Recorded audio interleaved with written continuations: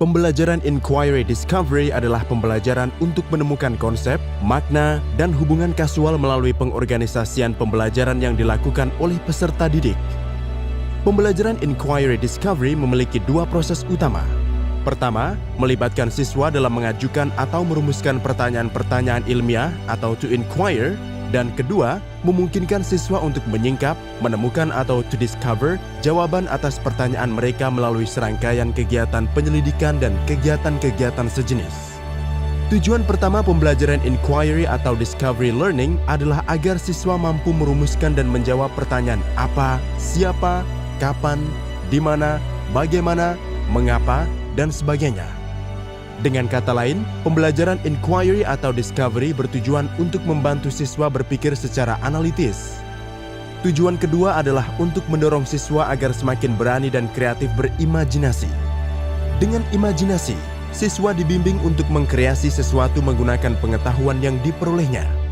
Penemuan ini dapat berupa perbaikan atau penyempurnaan dari apa yang telah ada, maupun menciptakan ide, gagasan, atau alat yang belum ada. Pembelajaran Inquiry Discovery dapat diterapkan untuk pembelajaran KD-KD dari KI 3 atau pengetahuan dan KI 4 atau keterampilan. Namun demikian, metode ini juga dapat untuk membelajarkan sikap, terutama untuk memfasilitasi pemeroleh moral knowing. Langkah-langkah dalam pembelajaran Inquiry Discovery adalah 1. Merumuskan pertanyaan. 2. Merencanakan prosedur pengumpulan dan analisis data.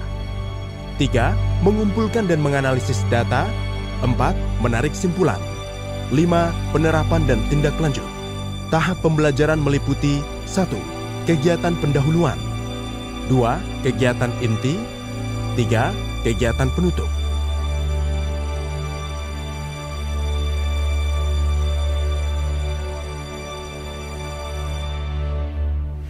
Selamat pagi anak-anak.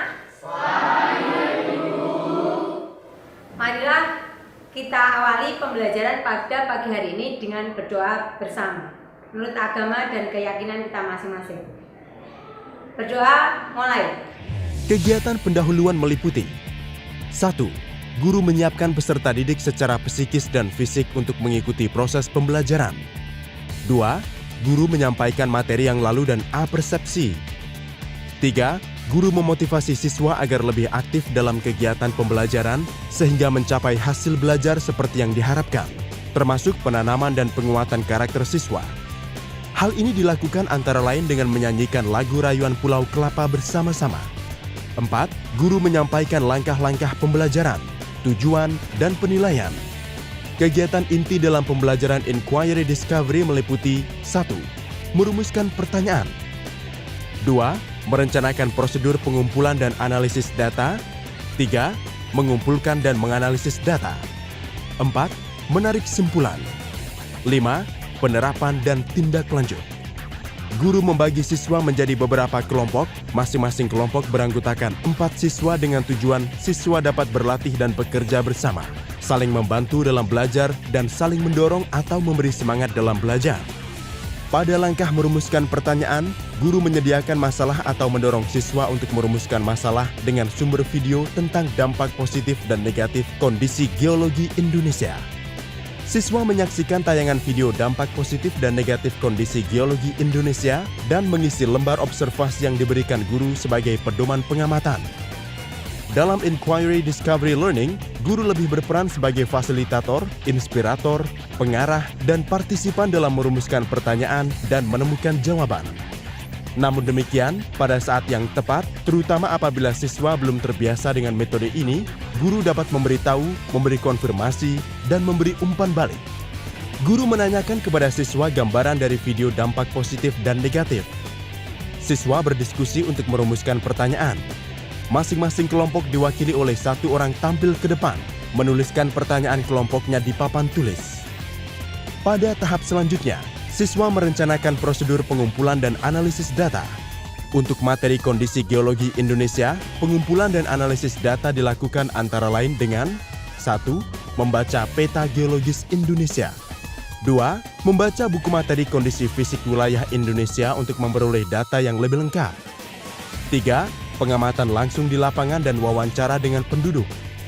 4. Mencatat data atau informasi yang diperoleh. 5. Memilah menggunakan data atau informasi untuk menjawab pertanyaan. Pada tahap ini, siswa melaksanakan pengumpulan informasi berdasarkan prosedur yang sudah direncanakan untuk menjawab masalah-masalah yang dirumuskan sesuai dengan tujuan pembelajaran.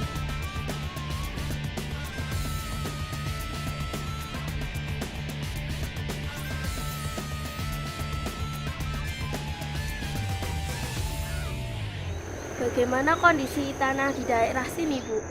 Oh, tanah di daerah sini subur, Nak, karena kan tanah vulkanik. Berdasarkan informasi yang diperoleh, siswa dalam kelompok menganalisa data untuk menjawab pertanyaan. Guru mengunjungi setiap kelompok untuk mengecek kebenaran informasi yang diperoleh dan jawaban-jawaban mereka dengan memberikan pertanyaan-pertanyaan pancingan. Anak-anak, apakah kalian sudah mengumpulkan informasi dari berbagai sumber? Sudah, Bu. Sekarang kalian akan mempresentasikan hasil kesimpulan dari diskusi kelompok. Masing-masing kelompok nanti mempresentasikan di depan dan kelompok lain menanggapi. Pada tahap ini, siswa merumuskan kesimpulan.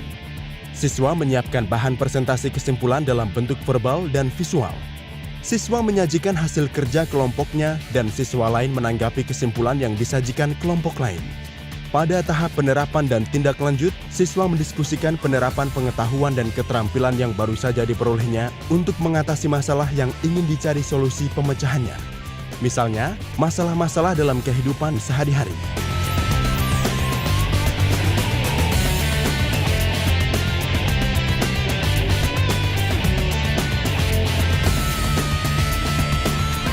Dalam tahap penutup dilakukan refleksi terhadap pelaksanaan pembelajaran dan penguasaan materi oleh siswa.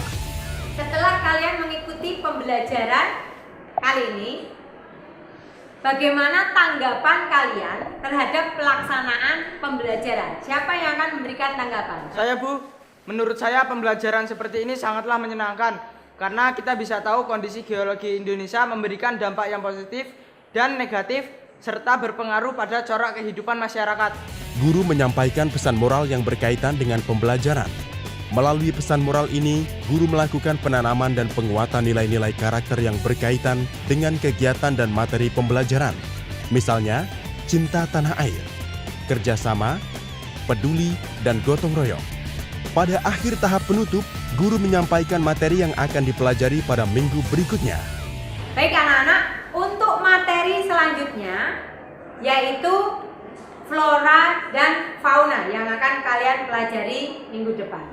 Pembelajaran Inquiry Discovery merupakan pembelajaran yang berpusat pada siswa. Mereka mencari tahu dan menemukan sendiri informasi dari berbagai sumber untuk menjawab hal-hal yang ingin diketahui, sehingga mendorong berpartisipasi aktif dalam kegiatan pembelajaran. Dalam pembelajaran ini, banyak nilai-nilai karakter yang dapat dikembangkan. Yang lebih penting, siswa mampu menerapkan untuk memecahkan permasalahan dalam kehidupan sehari-hari. Saya senang belajar menggunakan Inquiry Discovery karena saya dapat termotivasi untuk belajar. Saya juga mencari data dengan sendiri di lapangan loh. Dan pengetahuan yang saya dapatkan bisa saya gunakan untuk memecahkan permasalahan di kehidupan sehari-hari. Setelah mengamati pembelajaran Inquiry Discovery kali ini, saya sangat yakin bahwa pembelajaran ini sesuai dengan pembelajaran abad 21 yang merangsang siswa untuk berpikir kritis, komunikatif, kreatif, dan kolaboratif. Pembelajaran ini juga sudah menekankan pembelajaran contextual teaching and learning atau pembelajaran kontekstual. Saya mengakui setelah anak saya mengikuti pembelajaran di SMP 2 Pakem ini, anak saya jadi peduli terhadap lingkungan masyarakat di sekitar rumah saya. Dia peduli dengan orang lain, suka membantu, dan jiwa sosialnya cukup tinggi.